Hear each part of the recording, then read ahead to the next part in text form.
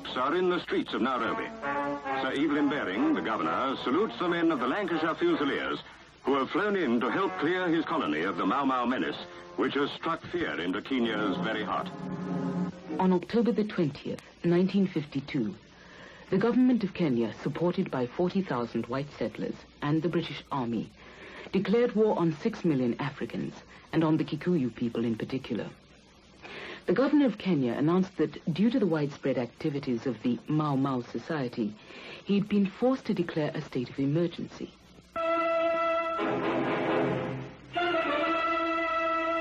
In Nairobi, capital of Kenya, Europeans and Africans still walk the streets in fear of the dreaded Mau Mau. For it is that band of fanatics whose bloody deeds have cast a dark shadow across the face of Kenya.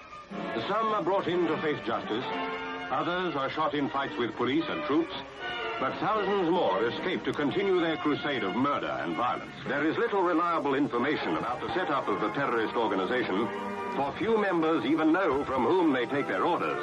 They obey blindly, savagely attacking the defenseless, burning, looting, murdering. Kenya is the battlefield of a conflict that cannot end until the Mau Mau is dissolved forever. The emergency, which was expected to last for a few weeks, went on for 7 years. It took the lives of at least 15,000 Africans, none of whom could possibly have had anything to do with Mau Mau, for Mau Mau never existed.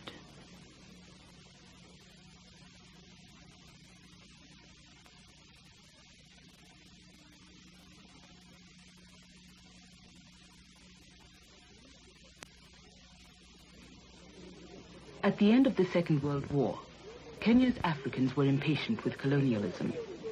They had been ruled by Britain for 50 years with little to show for it. In the rural areas, they were confined to overpopulated reserves. In the towns, thousands were homeless. They were not permitted to elect their political representatives. They were forbidden to grow valuable cash crops. They were neither men nor women. They were natives. And in everything they did, they faced a color bar. In an effort to change things, they now threw their support behind a mass nationalist movement, the Kenya African Union. The political activity were terrific. We have aroused the political enthusiasm of the people throughout the country in order that they should fight for their rights. But Kenya's white settlers were also impatient after the war. They were less than 1% of the colony's population, but for half a century, they had dominated its political and economic life. They had no intention of letting their mother country, Britain, sacrifice their interests to the cause of African self-determination.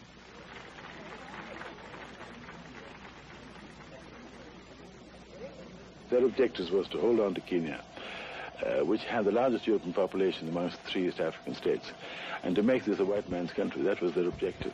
It was the objective of the settlers, and they were supported by the British government. When you consider that the people here in Kenya, the masses of the Africans here in Kenya, are probably roughly about the same stage Great Britain was 500 years ago, we do not think that normal forms of democracy are suitable. In the face of the intransigence of the settlers and the indecisiveness of the British government, the moderate policies of the KAU, or KAU as the Kenya African Union was known, seemed to be making little headway. KAU didn't want to provoke this situation at all. We thought by the normal democratic methods we will get our way.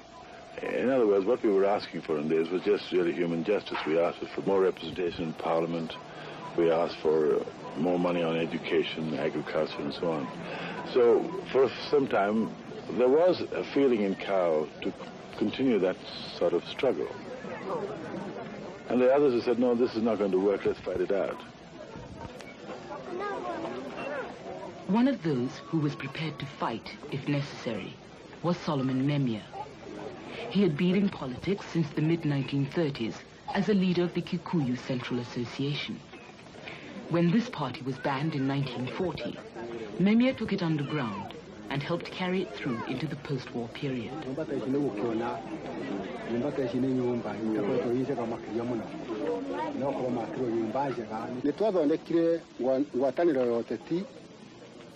We organized a secret political movement when we realized that things were moving too slowly with the Kenya-African Union. Our movement was based on an oath, which was intended to give our people courage to fight for our land and for our freedom.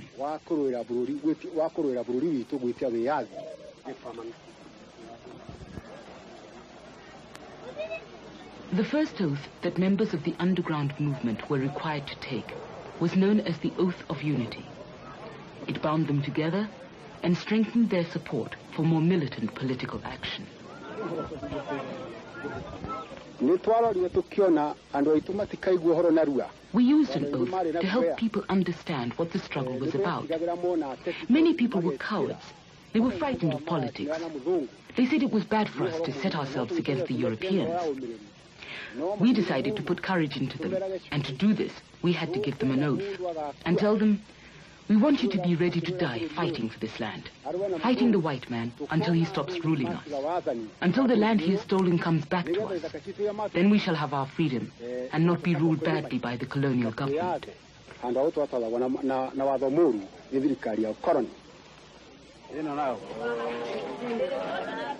The underground organizers embarked on a campaign to unify the entire African population. The settlers and the colonial government gradually became aware of the oathing ceremonies, and in 1950, the government outlawed the Mau Mau Society, which they said was responsible for administering illegal oaths.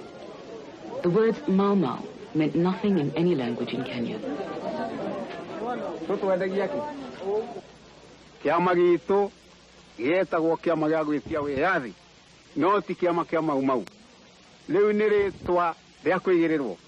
We knew ourselves as the Kiama Jia Kutia Wiathi, the Freedom Struggle Association. Mau Mau was a name coined by the Europeans to discredit the movement and to confuse the waverers. There was no such thing as Mau Mau. It was an invention of the Europeans.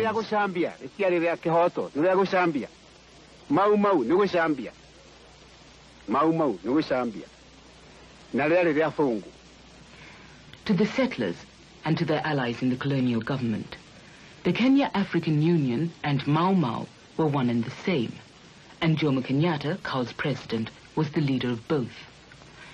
Kenyatta, however, had little or nothing to do with the organization of the underground movement.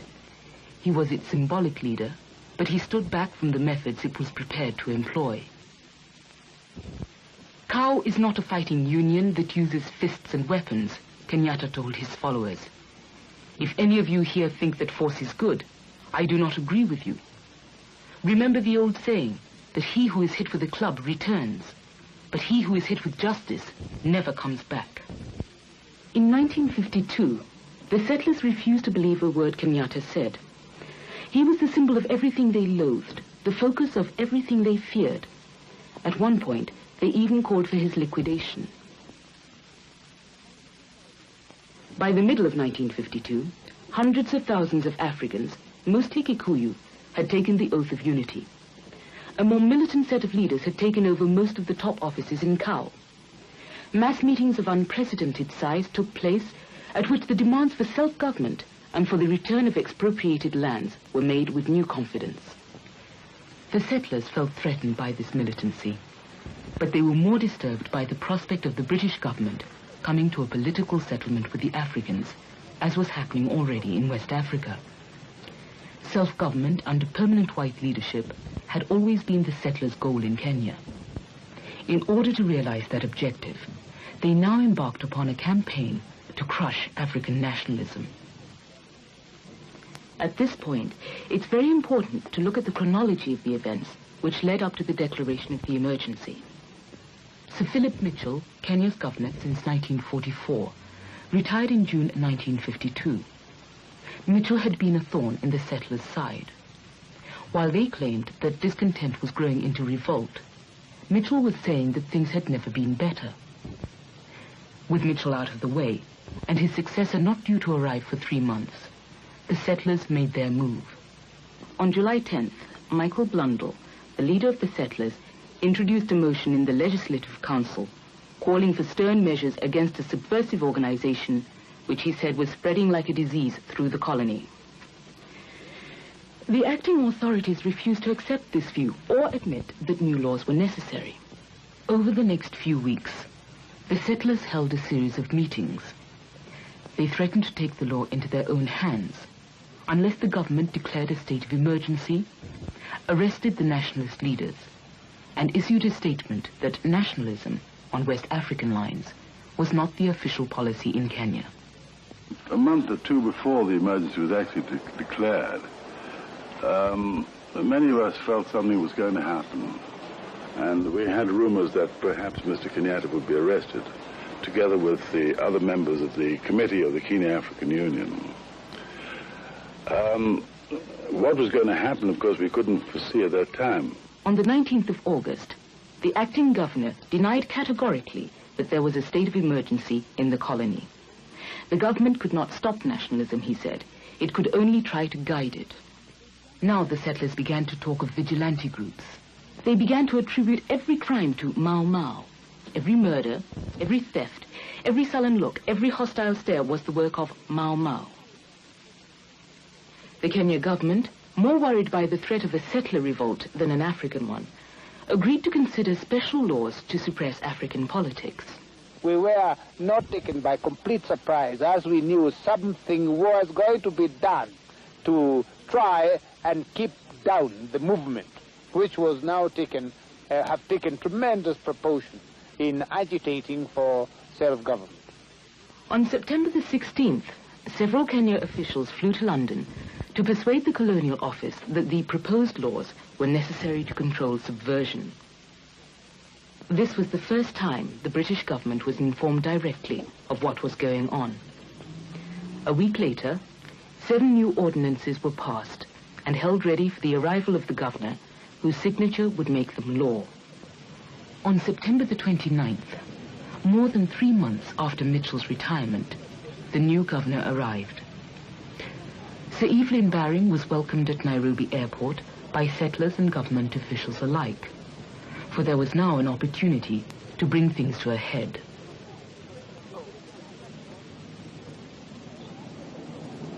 On September the 30th, Baring was sworn in as governor.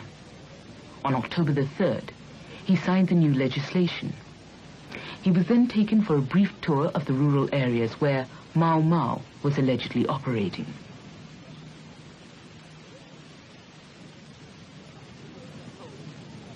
On October the 7th, while Baring was still on tour, the incident for which the settlers had waited took place. Senior Chief Waruhiu, one of the government's most loyal supporters, was assassinated.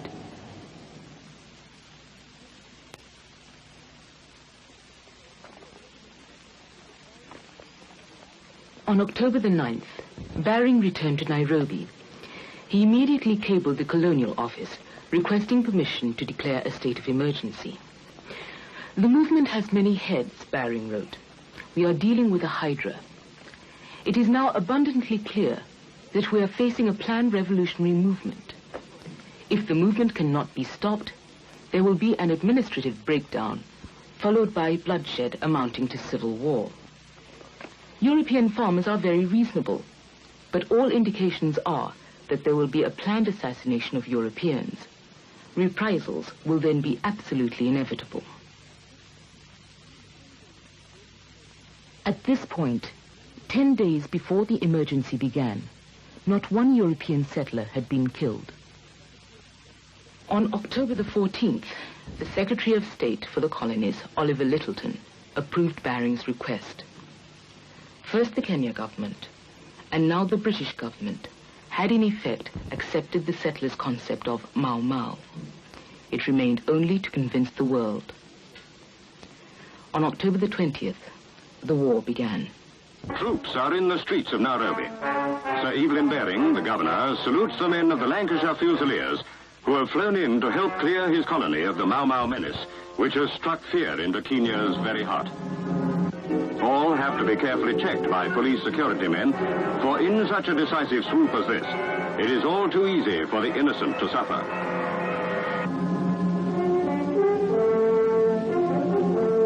military police have been supplemented by hundreds of civilians, many of them women, to help round up the Mau Mau bandits. Radio-controlled cars with armored vehicles are used to carry out the Army's plans for bringing in all suspects. More than 3,500 have been arrested already. It is difficult to describe the sense of relief which overcame me, Michael Blundell later wrote. I felt as if a great load had been lifted from me, as I thought of the pressures which we had exerted earlier and the uncooperative way in which they had been met. All who carry the mark of the Mau Mau must be hunted out so that peace may come to this troubled colony.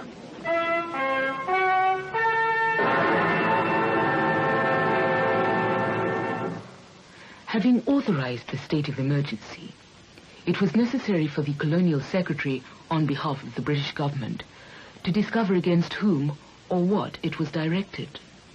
Mr. Littleton, you said in the House of Commons last week that you were going out to Kenya to see for yourself and to discuss the measures now being taken to suppress the activities of the Mau Mau. Now, can you tell me more or less how these people operate? Well, the Mau Mau is a secret society which enforces membership by compelling, very often compelling people to take these oaths, and that's how it's built up its membership. Now, how many of the 5.5 million Africans in Kenya are members of the Mau Mau? It's impossible to say. There's some estimates put it as high as 100,000 out of 5.5 million, and some much lower. And of course, you can't tell how many of the, say, 100,000 are voluntary members or how many have joined from intimidation. We had made representations a week after the Colonial Secretary, Oliver Littleton, came here to have talks with him. We met the governor and the Colonial Secretary. The governor at the time was Sir Evelyn Baring. And that was a very futile interview because I think they'd made up their minds before they saw us as to what would be the answer. They wouldn't argue anything with us. We'd made several proposals. And one of the most interesting things about that, the last memorandum submitted by the Kenya African Union at that meeting, we never asked for independence. We asked that half the legislature should be African and the other half non-African. We asked for the elimination of the color bar. We asked for more educational facilities. We asked for more money to be spent on African agriculture, but we did not ask for independence. It was all thrown overboard. Mau Mau is not a child of economic pressure, Mr. Littleton told the House of Commons on November the 7th. It feeds not on economic discontent, but on a perverted nationalism and a sort of nostalgia for barbarism. When Mr. Kenyatta was arrested and the emergency was declared, and this persecution of the people meted out by the British government, British forces that were here, that made the people even more determined to continue the fight and to pursue the fight using force. We had no other alternative. For the next 7 years, the central province of Kenya was sealed off from the outside world. No one could leave or enter it without an official permit. The Kenya government was thus virtually free of public scrutiny of their conduct of the war. They closed down the Kikuyu independent schools, depriving 30,000 to 50,000 children of education. They permitted the settlers to expel tens of thousands of Kikuyu laborers from farms in the highlands and repatriated them to the already overcrowded reserves. They activated the Kenya Regiment and the Kenya Police Reserve, both manned by settlers.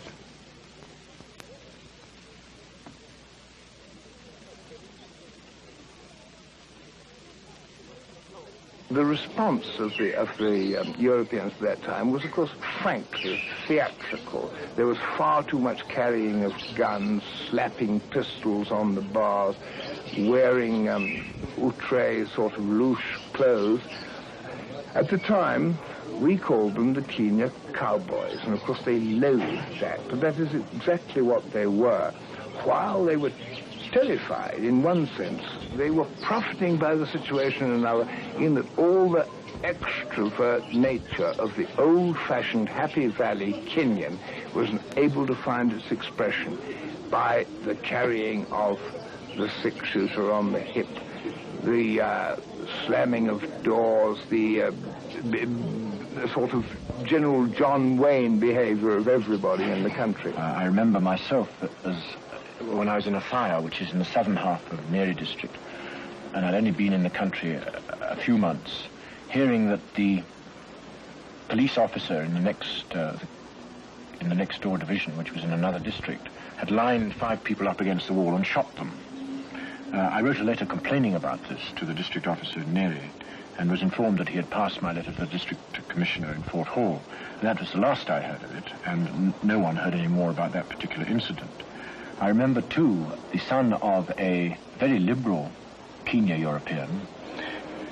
He was in the Kenya regiment, and he came to my office in Nyeri and proceeded to kick onto the floor a hapless Kikuyu with the announcement that this person had taken the oath, and what was I going to do about it?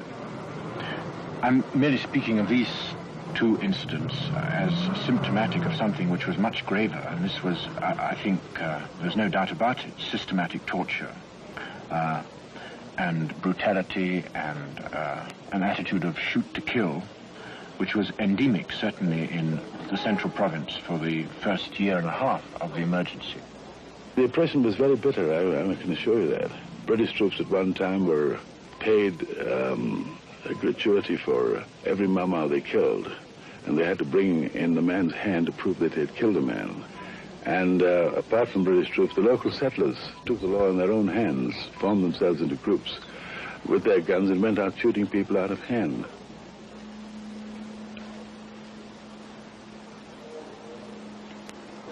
This brought a tremendous reaction from the people as such.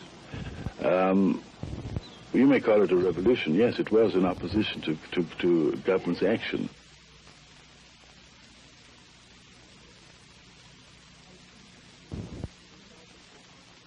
I speak the truth and vow before our God, and by this Batuni oath of our movement, which is called the movement of fighting, that if I am called on to kill for our soil, if I am called on to shed my blood for it, I shall obey, and I shall never surrender.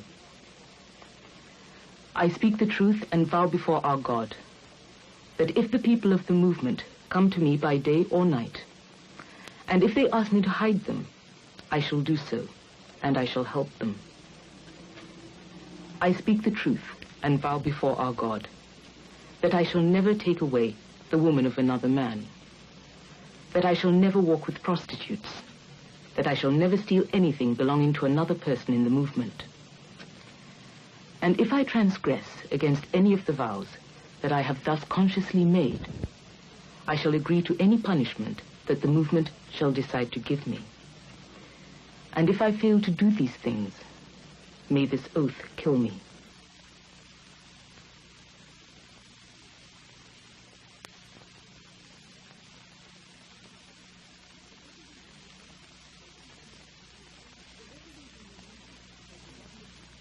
The revolutionary movement that the government had claimed existed in October had been created within 4 months by the very measures designed to suppress it.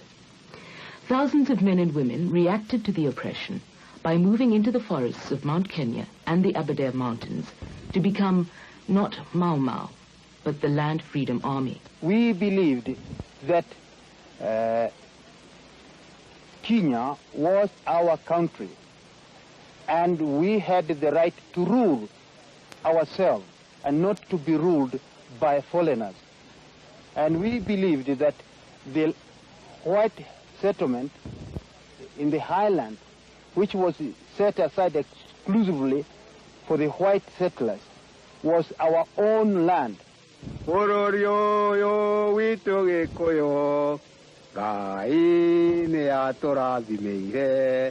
Na kiuga tutikoi makuo bari anyakero ni ageni bururi uyu no makoi maguo na inyuĩ thaka mũkagera kũ Ke koyo toayo weavi. Porolio wito wandoiro. Gaine atorazi meire. Na kyoga tutikoi maguom. We had to get arms for the people who were fighting. We had to organize raids, not say raids, we had to rob these arms actually and ammunition from various police stations and so on and supply them to the people who were fighting. We had to supply food to them. We had a whole string of informers. We even had informers in Government House who produced files to us of what was going on in Government House. Really, you could get hold of the files, read them, and replace them in Government House. In our Central Committee, we had a slogan, Kuga Nagweka, say and act. This meant that once you promised to do something, you must do it, whatever the consequences. If you were ordered, go and bring the head of so-and-so, you would do it without questioning. Whatever you were ordered to do, you obeyed. That was the real meaning of say and act. A lot had been spoken, but little had been done. Now it was the carrying out of the promises that was important to us. It was action that meant something, not words. Say and act.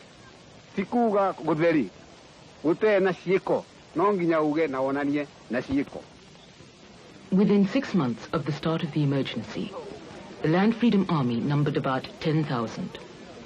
They were actively supported by hundreds of thousands of peasants in the settled areas surrounding the forests. Armed only with homemade or stolen weapons, they quickly took the offensive.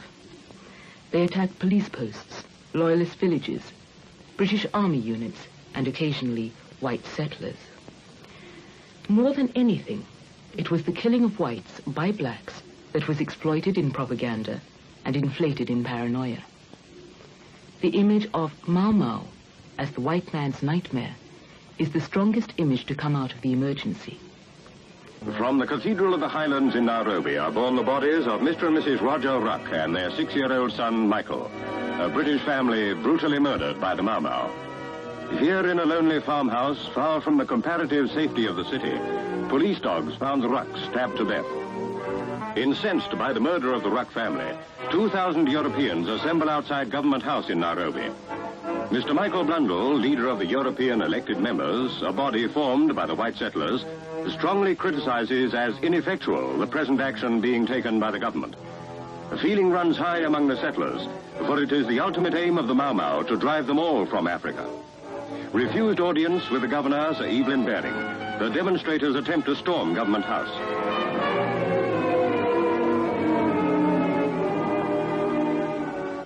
But in fact, the planned assassination of settlers, which Sir Evelyn Baring had anticipated, never took place. Only 32 of Kenya's 40,000 white settlers were killed by Africans during 4 years of active fighting. Yet each European death became a further justification for massive retribution.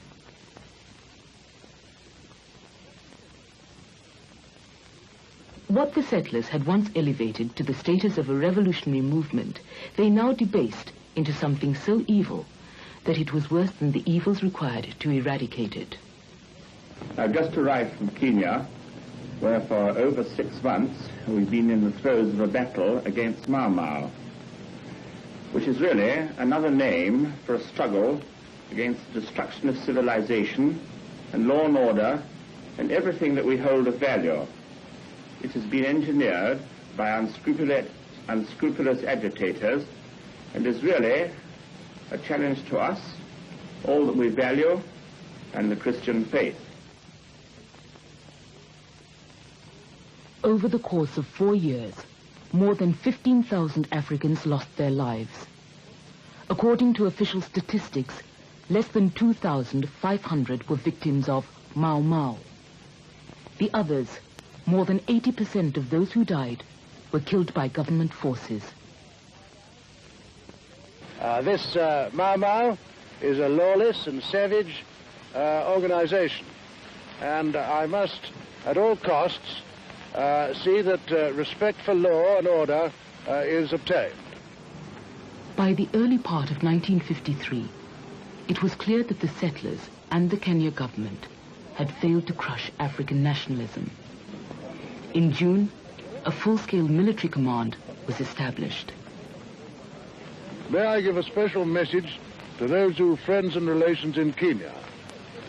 I will do my utmost to relieve their anxiety. At the height of the war, government forces numbered 11 regular army battalions, or about 13,000 soldiers, and more than 40,000 European, Asian, and African police and home guards. Now you may very well ask and very well wonder, given the numbers of people engaged on both sides, why it hasn't been stopped long ago. Well, the answer to that is that it may look extraordinary that it's gone on for so long from Great Britain. We're not actually on the ground. It looks quite different. Because we are faced with very great difficulties, great physical difficulties. There are two large mountain masses quite close to the city of Nairobi. One round Mount Kenya, the other mountains called the Aberdares. Each of them is covered with forest. It's a very dense forest indeed. It's just as dense as what I imagine the Brazilian jungles are. And the Kikuyu were a forest people long before Europeans ever arrived in East Africa. The Kikuyu, that is to say, who are in Mau Mau, operate from those forests and have to be sought and have to be chased in them. That's our great difficulty. In order to control the Kikuyu, who provided the overwhelming majority of the Land Freedom Army, the colonial government herded more than 1 million people into some 800 fortified villages. Here they were subjected to 23-hour curfews, forced labor, and constant surveillance. As everybody knows, there have been Europeans who have been killed, there have been Asians who have been killed. But by far the greatest number of sufferers, by far the greatest number who died as a result of this movement have been Kikuyu. So the thing has become, in a way, a Kikuyu civil war. The Kikuyu Home Guard, formed almost as soon as the emergency began, was an irregular force of loyalists. They were armed at first with traditional weapons, and later with government-supplied modern ones. The real meaning of the emergency grew out of the bitter battles that took place between the Home Guards and the Land Freedom Army. Brother turned against brother, father against son.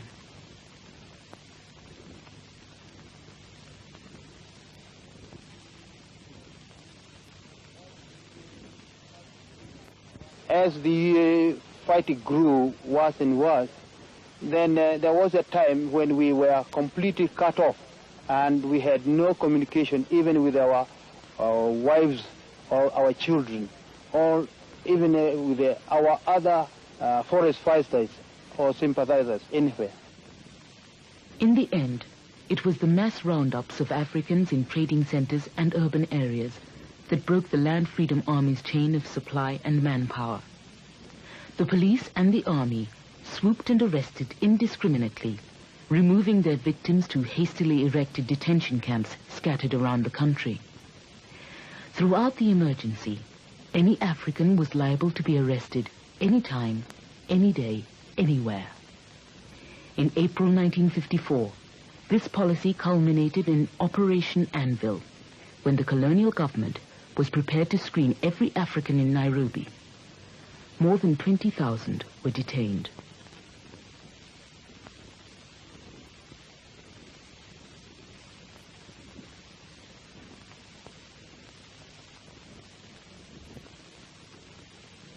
From mid-1954, the Land Freedom Army was on the defensive. Amnesty offers tempted some to surrender. Leaders were killed or captured. Recruitment from the towns and villages dwindled. In October 1956, exactly 4 years from the start of the emergency, Field Marshal Dedan Kimathi, overall commander of the Land Freedom Army, was captured. To the colonial government, the emergency was a war against criminals, and Kimathi was the arch-criminal. He was sentenced to death and hanged in February 1957. One of the last of the 1,068 Africans officially executed during the height of the struggle. On average, there was a hanging nearly every day for 4 years. We thought that we had lost the battle with the capture of Dedan Kimathi, because he was the only outstanding person, the spokesman of the forest fighters. Now, with his capture and his death, then that was the death of the revolution. That is the military side of it. The other side of it, which is really equally important, perhaps more important, is that all the people, the Kikuyu people and others who've been supporting Mau Mau, have got to be completely and utterly disillusioned. And that could take a long time. The battlefield now moved from the forests into the detention camps, from military to psychological warfare. More than 200,000 men and women had been arrested or detained during the emergency. At the end of 1956, some 30 to 40,000 were still in custody. Some behind wire are fanatics, men who have taken degrading and beastly oaths, which put them beyond the pale of human society. Others, only tainted with subversive doctrines, are being shown the error of their ways and are slowly being rehabilitated. Mr. Breckenridge, what do you see as the main aim of your rehabilitation work? The main aim is to try and bring these rather fanatical people back to normal life, to clear the Mau Mau out of their system and bring them back to normal, decent, civilized people again. The Europeans were convinced that Mau Mau was not politics, that it was not a political movement. As a result of being convinced of that, they had to find something else which it was. They believed that the oath which the Kikuyu took turned them into people who were no longer really human, but were animals. And in order to persuade them that they were no longer animals, they would have to be rehabilitated. And the first thing you would have to do in good old devil exorcising fashion was to confess your oath, to spit it out, to spew it out of your system. Then you were clean and new again, and you could be rehabilitated, you could be taught the correct approach to political development in Kenya. Now, one of the worst things about the rehabilitation system was that it was held by the government that a short, sharp shock was needed for someone to confess his oath. And this short, sharp shock could only be given through violence. And so I vividly remember once when I went to the Mwea camps, when the government had asked me to take over as rehabilitation officer, meeting the prison officer in charge, Superintendent Cowan. And he said to me, "Come on, let's go and have a look at it. It's all just like a good, clean rugger scrum." In Marira Works Camp, we were taken from our cages early in the morning and spent the whole day under beating torture, forced to sing ridiculous songs.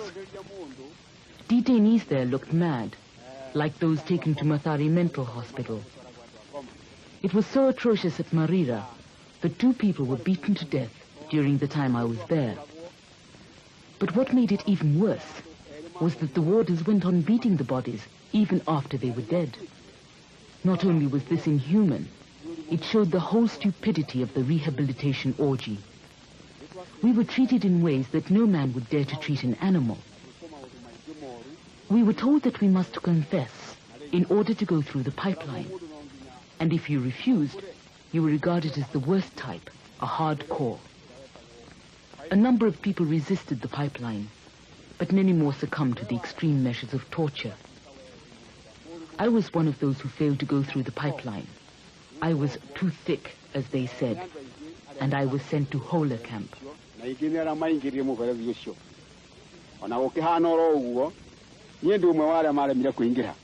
Here you were faced with someone who had taken an oath, who utterly refused to do anything you told him, who disobeyed an order because this was part of a political act on his part to disobey that order, and you were faced with this stone in front of you, and you had to make him do something. So you hit him, you punched him, you screwed him, you did anything you could to him. to try and make him say, all right, I confess. Why do you think they confess to their past crimes? Well, it's very difficult to say. Even myself, I wonder sometimes how they do confess. Because this oath, the second oath, is one that if they do confess it, this oath can kill them. And it's really amazing how they do confess. I just don't really know how it is. How few of them, or how many of them, refuse finally to confess and thus be released? Up to now, we've only got one. We've had approximately over 700 in this camp. One out of the total 1 out of 700? that total 700. If a camp was far away from Nairobi, it was more likely that things could get out of control. If it was near Nairobi, perhaps the Red Cross might be taken to it, someone might come and inspect it, you had to be more careful. But basically what we must remember is that people died, many people died, as a result of the violence administered. Testicles were screwed off, people were punched silly, they were given cold water treatment, they were given electric shock treatment. Practically anything that you or I could think of was, in fact, probably in use in Kenya in one or other camp. And do you have a great deal of success with your work? At the moment we're having about 80% success. We're sending down about 20% of our intake, which is 80 a week, down to a hardcore camp, and 80% are going through to final release. And do you think that your rehabilitation produces really lasting results? Yes, we do. How confident are the European settlers in the redemption of Mau Mau? I asked this coffee planter if he now employs any. Not that I knew of until today, when my head boy told me I'd got 5 ex-detainees. Does that worry you? No, not in the least. They've been through the pipeline and they've been properly rehabilitated in the reserve, and they're not allowed out of the reserve until they have been through this pipeline. And you yourself, as person employing them, are quite satisfied that this process has completely done the trick? Completely done the trick. Within a year of the beginning of the emergency, while the Land Freedom Army was still on the offensive, the British government had begun to make the political concessions which only a short time before it had refused to consider. A new constitution was introduced in 1954, aimed at multiracial government. African political parties permitted again in 1955. African elections for the first time in 1957. Can you imagine in Kenya, a place you've lived in for a long time, the day when Africans will govern the country and you will be governed by them? Well, I haven't really given it an awful lot of thought. Do you think it's possible? Oh, yes, I think so, at a later date. How would you react to that? Well, I think we've all got to realize that one of these days we've got to accept it. In 1959, when most of the world had forgotten Mau Mau and the detainees, and independence in Kenya was no longer a question of if, but only of when, the incident at Hola Camp occurred. On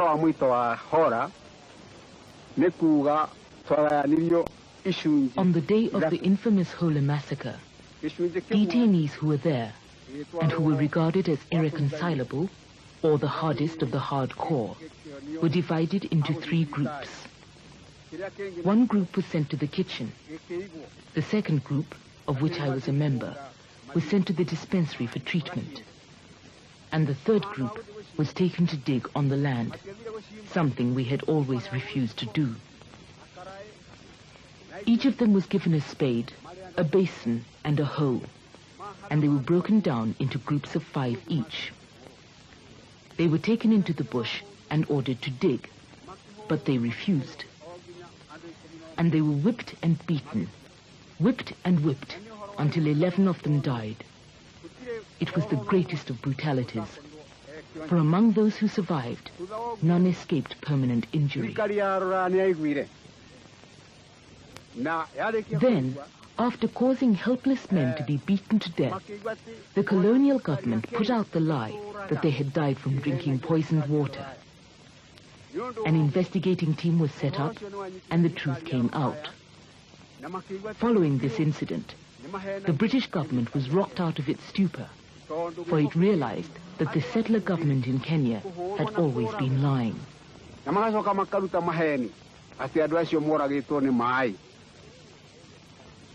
When the story of Hola Camp was ventilated in Britain in Parliament, it caused a tremendous sense of shock, because this was the first time that the British were made aware of the fact that their own colonial servants could behave in this fashion, and it took a lot of believing. The whole philosophy and theory of rehabilitation in Kenya was based on the fact that Mau Mau was not political. This was proved wrong at Hola. MacLeod, the colonial secretary in Britain, recognized this fact and has himself said that Hola was the real turning point in his own views about Kenya. And the 100,000 people who went through this short, sharp shock, who were in various ways brutally treated, I think it is a very remarkable thing that they bore no grudge in the long run for what was really a very black page in British colonial history. Well, Hola was a disaster, we all admit it. We all realize it. But I'd just like to say two things about it. One was the people who were concerned with Hola were the same people who were concerned with what was another rather remarkable feat of recovery, which was getting over 70,000 Mau Mau detainees out of the camps, back into ordinary life, without any disturbance to law and order.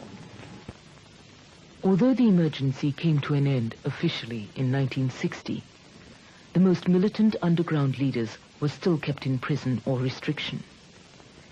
Loyalists and moderates, on the other hand, were being recruited into the civil service as the British government pursued a new policy in Kenya, the creation of a stable and cooperative African government on which to confer independence.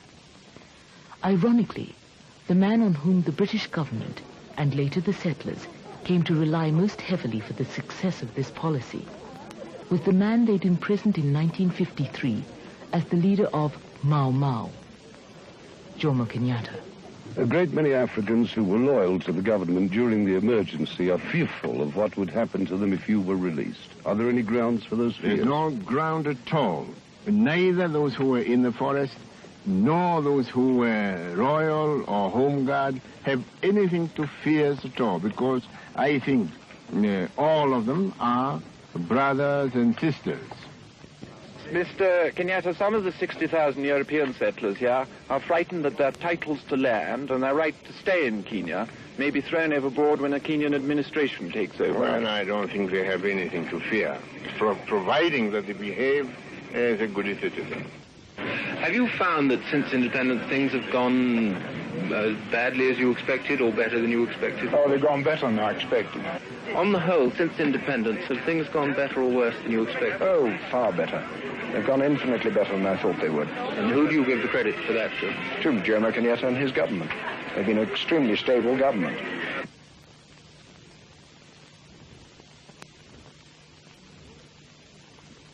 When all of the detainees had come home from the camps and the remnants of the Land Freedom Army emerged from the forests, they found themselves in a world they'd helped to make, but in which they had little part.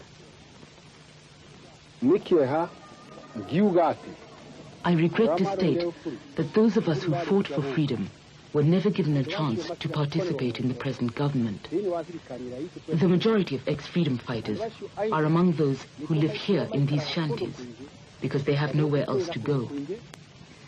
We weren't given jobs because it was alleged we were uneducated. The young who were in school during the freedom struggle are the ones who have the say in our government, and they are not concerned with our affairs. But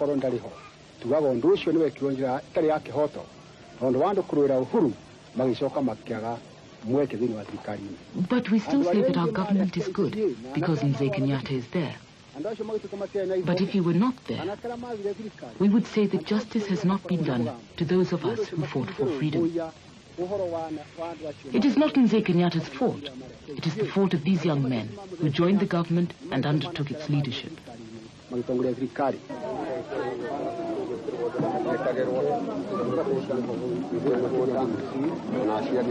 Many people felt at that time that though because they had participated in the struggle, because they had suffered in the struggle, they had to have an honoured place.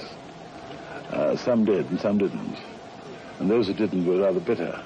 But I think our people got over it now.